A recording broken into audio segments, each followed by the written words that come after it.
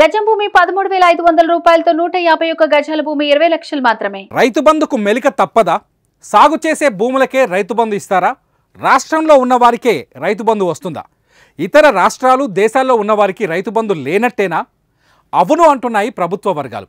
రైతు బంధులో రేవంత్ సర్కార్ కీలక మార్పులు తీసుకొస్తోంది. ఇప్పటివరకు భూమి ఉంటే చాలు రైతు బంధు వచ్చేసేది. అది సాగు చేసినా చేయకపోయినా అకౌంట్లో డబ్బులు పడేవి. కానీ ఇప్పుడు కథ మారింది. రైతు బంధు చుట్టూ ఆంక్షలు వచ్చేస్తున్నాయి. కేవలం సాగు చేసే భూములకు మాత్రమే రైతు బంధు ఇవ్వాలని, అది కూడా రాష్ట్రంలో ఉండి వ్యవసాయం చేసే వ్యక్తులకు మాత్రమే రైతు బంధు వేయాలని ప్రభుత్వం ఆలోచిస్తోంది. ఈ మేరకు అధికారులు కసరత్తు కూడా ప్రారంభించారు.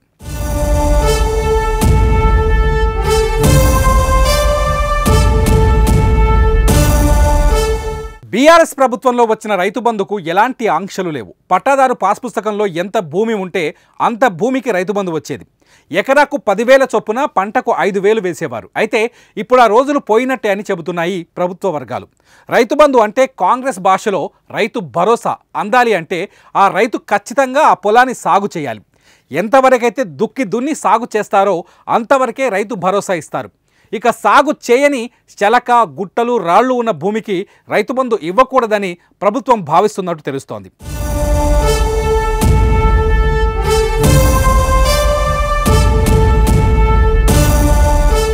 తెలంగాణలో 10,000 ఎకరాల్లో భూమి ఉండి అమెరికాలో జీవిస్తున్న ఎన్ఆర్ఐలు చాలామంది ఉన్నారు. వాళ్ళ భూములను స్థానికంగా ఉండే రైతులకు కౌలుకిచ్చి రైతు బంధు డబ్బులను నేరుగా వాళ్లే తీసుకునేవాళ్ళు. కానీ ఇప్పుడు కాంగ్రెస్ ప్రభుత్వం ఆ విధానాన్ని మార్చబోతున్నట్టు తెలుస్తోంది.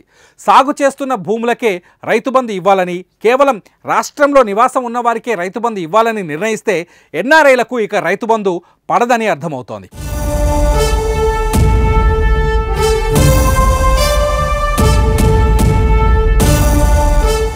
వందల ఎకరాలు కొనుగోలు చేసి ల్యాండ్ బ్యాంక్ చేసుకున్న రియల్టర్లకు కూడా గట్టి దెబ్బ పడబోతోంది.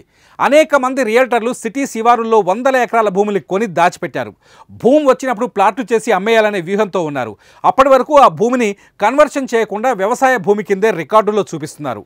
ఇలాంటి వారికి కూడా ఇప్పుడు దెబ్బ పడుతోంది. రియల్టర్లు కొనుగోలు చేసిన భూములకు రైతు బంధు ఇవ్వకూడదని ప్రభుత్వం భావిస్తోంది.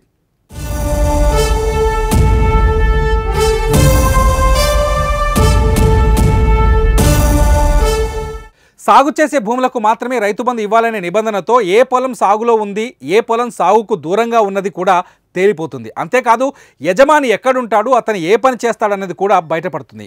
ఇప్పుడున్న రూల్స్కు తోడు ఇన్కమ్ ట్యాక్స్ను కూడా లెక్కలోకి తీసుకుంటే ట్యాక్స్ పేయర్లకు కూడా రైతు బంధు ఆగిపోయే ఛాన్సెస్ ఎక్కువగా ఉన్నాయి. ట్యాక్స్ పేయర్స్, ప్రభుత్వ ఉద్యోగులు తమ భూములను ఇతర రైతులకు కౌలుకిస్తున్నారు. అయితే ఇలాంటి పరిస్థితుల్లో కౌలు రైతులకు నేరుగా రైతు బంధు చెల్లించే అవకాశం ఉంటుందని తెలుస్తోంది. ఇప్పటికే కాంగ్రెస్ తమ రైతు భరోసాలో కౌలు రైతులకు కూడా రైతు బంధుని ఇస్తామని చెప్పింది. దీంతో కౌలు రైతులకు ఈ పరిణామం మేలు చేసే ఛాన్సులున్నాయి.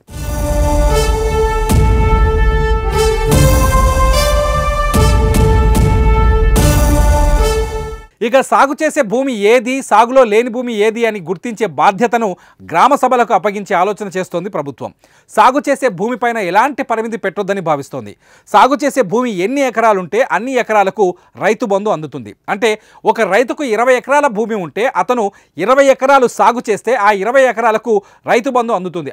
అదే రైతు 10 ఎకరాలు సాగు చేసి మరో 10 ఎకరాలు వదిలేస్తే వదిలేసిన 10 ఎకరాలకు రైతు బంధు అందించవద్దని భావిస్తోంది. ఈ సాగు వ్యవహారాలన్నింటినీ గ్రామ సభల ద్వారా గుర్తించాలని భావిస్తోంది.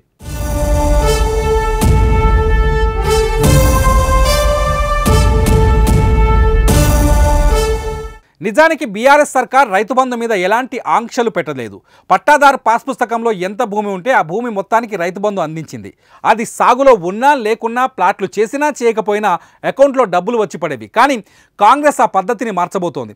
రైతు భరోసా కింద ఎకరానికి 15,000 ఇవ్వాలి అంటే ప్రభుత్వ ఖజానా మీద భారీ ఎత్తున భారం పడే అవకాశం ఉంది. ఆ భారాన్ని తగ్గించుకోవాలి అంటే రైతు బంధు చుట్టూ కొన్ని ఆంక్షలు తీసుకురావాలని చూస్తోంది. అంతేకాదు నిజమైన రైతుకే రైతు బంధు అందించాలన్నది ప్రభుత్వ లక్ష్యంగా తెలుస్తోంది.